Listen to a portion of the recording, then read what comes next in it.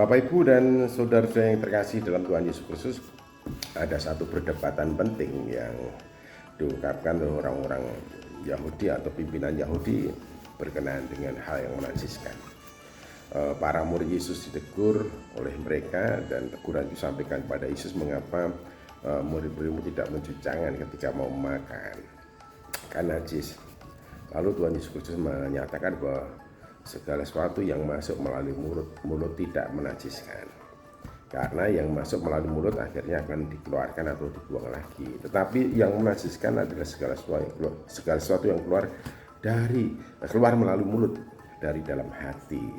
Oleh karena apa yang ada dalam hati itulah kemudian muncul berbagai macam pikiran. Nah, disinilah ada relasinya antara hati dan pikiran, saling ketergantungan.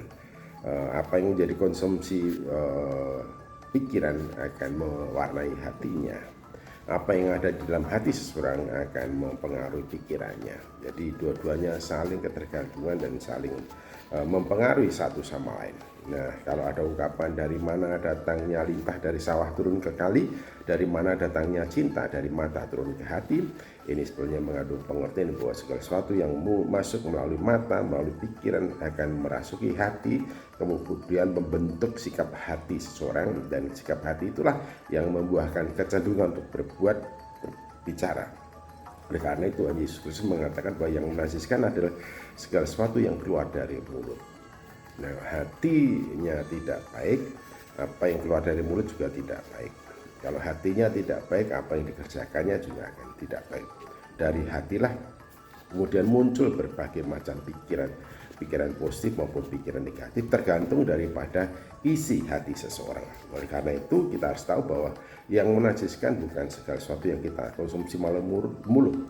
Itu hanya akan kembali dibuang untuk apa yang masuk melalui mulut. Dan di sini yang perlu kita harus pertegas adalah bagaimana hati pikiran kita terisi dengan segala sesuatu yang benar, sebagaimana yang dimaksud oleh Tuhan, sehingga yang menguasai pikiran, yang menguasai hati kita adalah segala sesuatu sesuai dengan perkenan dan kehendaknya. Nah, kalau segala sesuatu yang diperkenan dan sesuai dengan kehendaknya, tentu saja itu adalah yang dinyatakan oleh Allah di dalam Kristus kepada kita melalui firman-Nya. Jadi kita harus mengisi hati pikiran kita dengan kebenaran firman-Nya.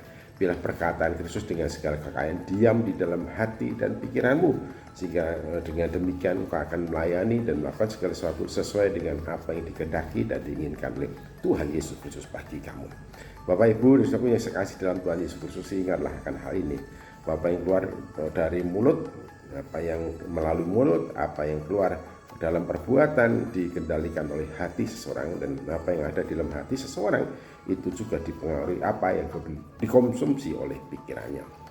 Nah, karena itu marilah kita masing-masing memperhatikan dengan cermat supaya pikiran kita, hati kita isi dengan hal yang tepat guna, yang berguna, yang bebas dari segala dosa. Oleh karena itu kita harus mengisi pikiran dan hati kita sesuai dengan apa yang Tuhan nyatakan kepada kita di dalam firman-Nya. Hendaklah engkau membiarkan diri diperbaharui dari hari ke hari oleh Allah melalui Roh Kudus, sehingga engkau tahu apa yang benar, yang berkenan kepada Allah dan yang sempurna. Nah, inilah penting sekali untuk kita pahami supaya apa? Nah, pikiran kita, hati kita mengkonsumsi yang benar. Nah, kalau dari hari ke hari apa yang kita lihat itu adalah hal-hal yang negatif, hal-hal yang tidak benar, hal-hal yang merusakkan nafsu kita, maka apa yang kita lihat merasuk pikiran kita, lalu menguasai hati kita, dan akhirnya apa yang terbentuk dalam perkataan dan perbuatan sesuai dengan apa yang ada di dalam hati seseorang. Hati-hati, hati-hati, dan hati-hati. Sekarang dengan berkembangnya media massa dan teknologi di bidang komunikasi memungkinkan seseorang mengkonsumsi berbagai hal yang mengisi pikiran dan hatinya, yang membentuk perilaku dan sikap hidupnya. Kalau kita kemudian semakin jauh dari firman Tuhan, maka kita akan hidup sesuai dengan maksud dan keinginan dunia ini.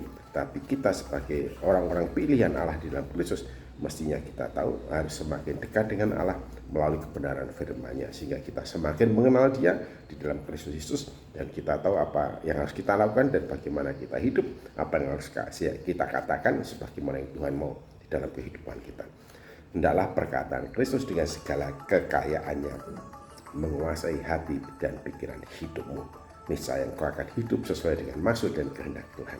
Haleluya, amin.